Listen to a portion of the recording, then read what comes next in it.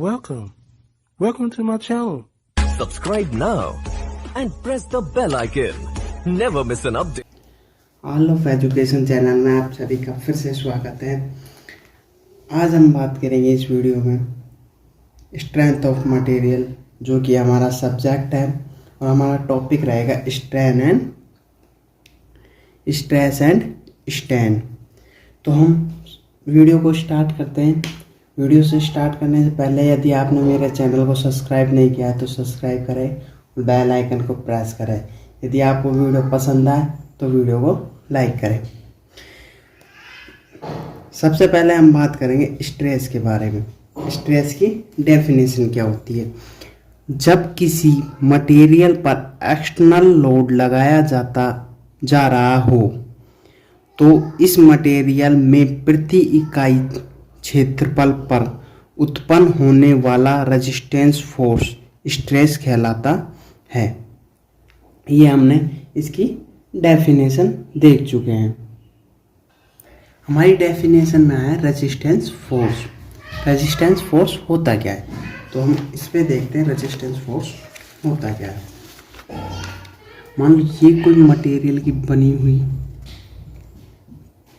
कोई भी हमारे पास वस्तु है, इस पर हम P फोर्स लगा रहे हैं। क्या लगा रहे हैं? P force. तो ये इसके मटेरियल के इसके कण हो जाएंगे।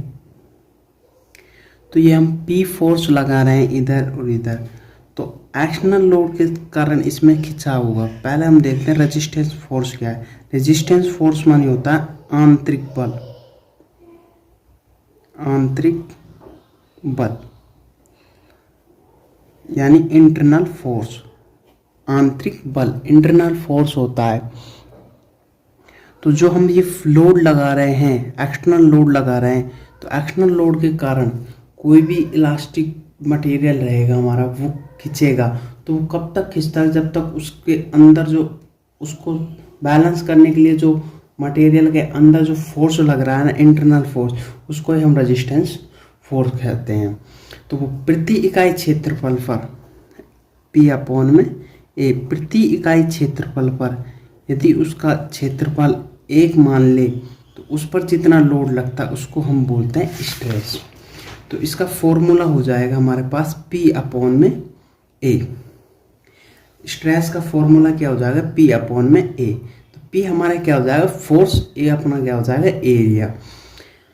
तो इसकी यूनिट क्या होती है? न्यूटन mm² भी होती है, kg सेंटीमीटर² भी होती है इसकी यूनिट।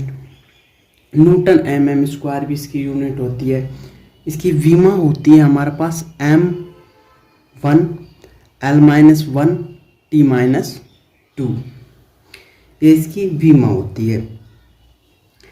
यदि आपको वीमा कि भाई कैसे वीमा हमें रिसीव हुई है, तो इसके लिए मैंने एक और वीडियो बना रखी है, उस पर जाकर आप देख सकते हो उस यूनिट। इसके बाद न्यूटन mm²। इसको हम बोलते हैं 1 पास्कल के बराबर। तो इसके लिए भी मैंने एक वीडियो बना रखी है जिसमें आप यूनिट कन्वर्जन उसका नाम है, तो उसको आप देख सकते हो। अब देखते हैं हम स्ट्रेस कितने टाइप होते हैं। स्ट्रेस के टाइप, क्लासिफिकेशन ऑफ स्ट्रेस। तो फर्स्ट देखते हैं डायरेक्ट स्ट्रेस।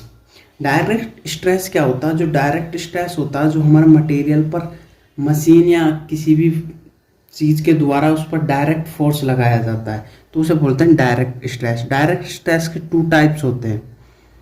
डायरेक्ट स्ट्रेस के 2 टाइप होते हैं, टेंशन स्ट्रेस और कंप्रेशन स्ट्रेस। टेंशन स्ट्रेस में मटेरियल को खींचा जाता है, उसको टेंशन में खींचा जाता है। कंप्रेसिव स्ट्रेस में क्या किया जाता है? कंप्रेसिव स्ट्रेस में मटेरियल को अंदर की तरफ दबाया जाता है, यानी कंप्रेस किया जाता है। ये आप दोनों डायग्रामों से देख सकते हैं। इसमें बाहर की तरफ फोर्स लग रहा है तो ये टेंशन फोर्स है। कंप्रेशन फोर्स ये मटेरियल की तरफ, अंदर की तरफ लग रहा है तो ये होगा कंप्रेशन फोर्स। सेकंड टाइप है हमारा शेयरिंग स्ट्रेस। शेयरिंग स्ट्रेस क्या होता है? शेयर फोर्स, यहाँ पर शेयर फोर्स लगेगा शेयर फोर्स अपॉन में एरिया, तो वो हो जाएगा शेयरिंग स्ट्रेस। यानी कि स्ट्रेस जहाँ पे आ जाता है वहाँ पर वही फॉर्मूला लेंगे, फोर्स अपॉन में एरिया। ठीक है, तो उसके बाद हम शेयरिंग स्ट्रेस को देखने के लिए हम पहले शेयर फोर्स देखते हैं। शेयर फोर्स होता क्या है? शेयर फोर्स देखते हैं हम, ये हमारा कोई भी एक मटेरियल है, ये हमारा बोल्ट है,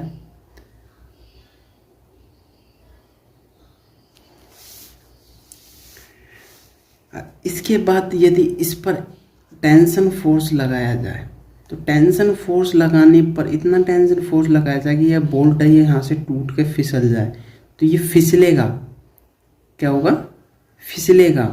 तो ये जो हमारा शेयर फोर्स होता है जो किनारों पर लगता है, फर्स्ट बात तो सरफेस के अलोंग लगेगा, ये सरफेस के अलोंग लगेगा। तो सरफेस के अलोंग लगने पर ये जैसे फिसलेगा तो शेयर फोर्स उत्पन्न होगा। तो शेयर फोर्स अपॉन में एरिया करने पर हमें शेयर स्ट्रेस प्राप्त हो जाएगी।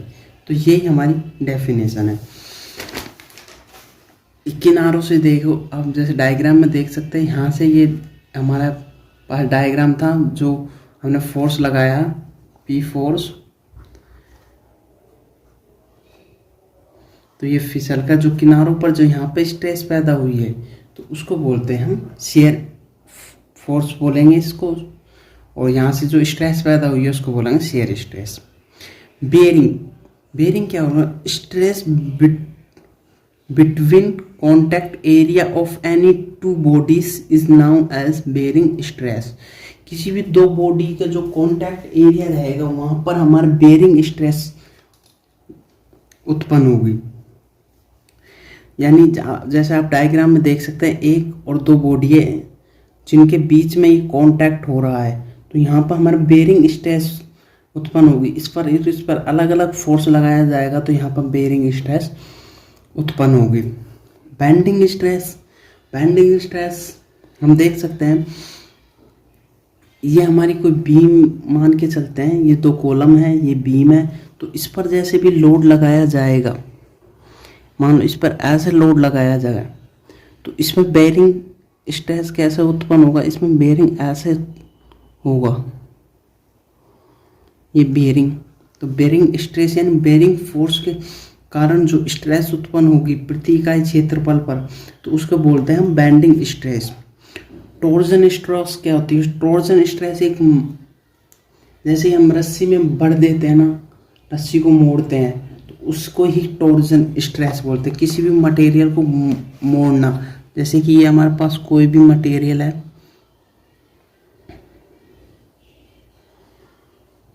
तो इसमें टॉर्जन स्ट्रेस कैसे उत्पन्न हो? इसमें टॉर्जन स्ट्रेस ऐसे उत्पन्न होगी, ऐसे डिफाइन करेंगे हम। ये हो गया हमारा टॉर्जन स्ट्रेस। यदि आपको वीडियो पसंद आए तो वीडियो को लाइक करें, कमेंट करें और चैनल को सब्सक्राइब करें।